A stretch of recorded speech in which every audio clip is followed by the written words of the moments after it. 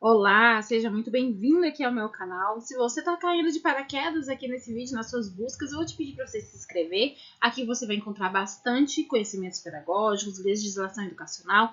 A gente tem sempre trazido assuntos muito atemporais, assuntos importantes para quem é voltado aí, quem está trabalhando, ou quem está estudando para concurso, ou você que já seja um docente ou estudante de pedagogia ou de alguma licenciatura. Como eu tenho feito sempre, eu tenho trazido os vídeos curtos para que você possa assistir sem perder muito tempo, mas vídeos curtos com bastante informação.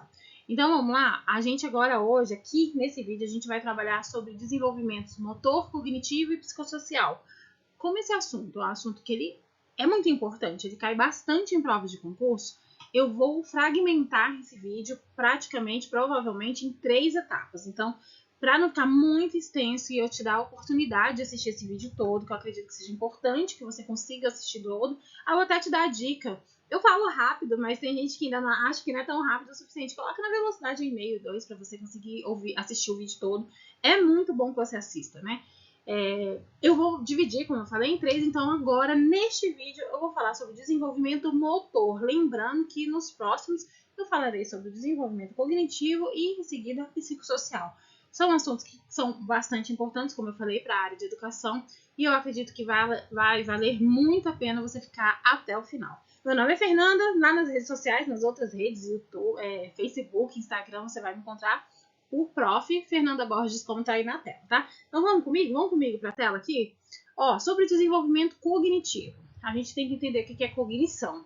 Cognição, que é aquela capacidade que a gente tem de processar informações que se originam de diferentes fontes para transformar em quê? Em conhecimento. Por exemplo, você não sabe o que significa desenvolvimento cognitivo.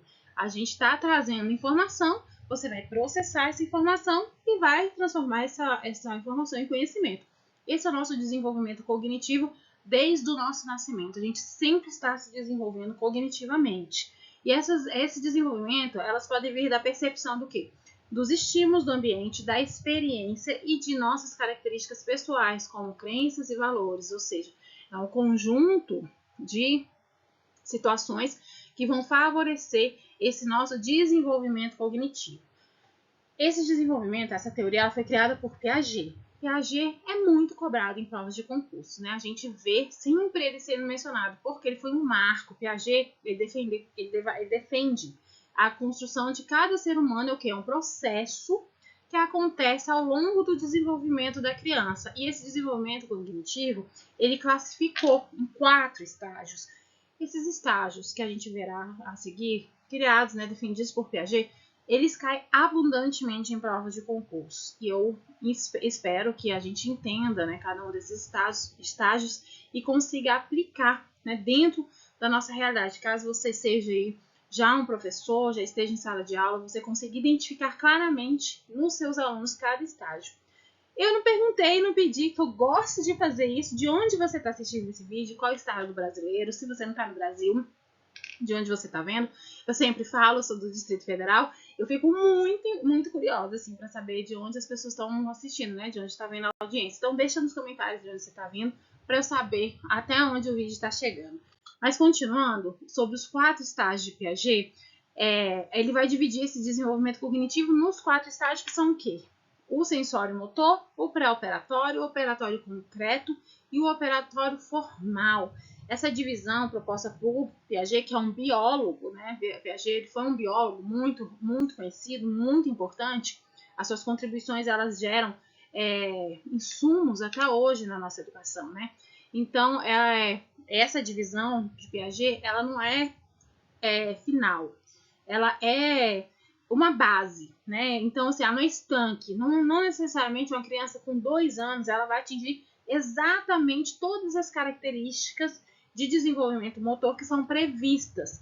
Mas é uma base muito importante. Dentro do que ele considera, né, cada estágio, é muito importante que a gente tenha essa noção do todo, para a gente ter essa percepção mesmo do que está desenvolvendo bem, do que pode ser melhorado. Então, sempre a gente tem que entender que os 4 estágios eles vão servir como um guia para o trabalho do educador. A partir do momento que a gente tem essa percepção de cada estágio, de como é, o que a criança tem que atingir em termos de desenvolvimento cognitivo em cada um dos estágios, a gente pode planejar melhor a nossa estratégia. E é claro, sempre lembrando essa flexibilidade, né? Não necessariamente todas as crianças elas vão se desenvolver no mesmo marco temporal. Isso é muito importante a gente entender. Aí a gente vai falar um pouquinho sobre o estágio sensório-motor, que é o primeiro estágio que o Piaget fala, né? A faixa etária desse estágio, ela é desde quando a criança nasceu até os 18, 24 meses de idade, né? Que equivale aos 2 aninhos, os primeiros 2 aninhos. E quais são as características do estágio sensório-motor? A criança possui uma inteligência prática, baseada na manipulação e percepção de objetos concretos. Ela só se manifesta quando há objetos ao alcance de bebês. Isso significa o quê? Que a criança ainda não consegue imaginar, né? Vai ter aquela experiência visual, aquela experiência visual, vai ter uma inteligência prática mesmo, né? Que ela vai ser importante para o desenvolvimento da próxima etapa. Então, ela vai se manifestar quando ela tem algo muito perto, né, dos olhos dela, ao alcance dela, para que ela possa manipular, entendeu? Então, vai desde quando o bebê nasce até mais ou menos os 24 meses, que é o marco lá dos 2 aninhos, tá? Esse é o estágio sensório-motor. Quando a gente fala no estágio pré-operatório, é dos 2, né, que acaba o sensório-motor, é dos 2 até mais ou menos os 7 anos de idade. E esse é um período longo, né, na infância. São 5 anos aí do estágio pré-operatório. Então, é muita coisa que a criança vai desenvolver nesse período.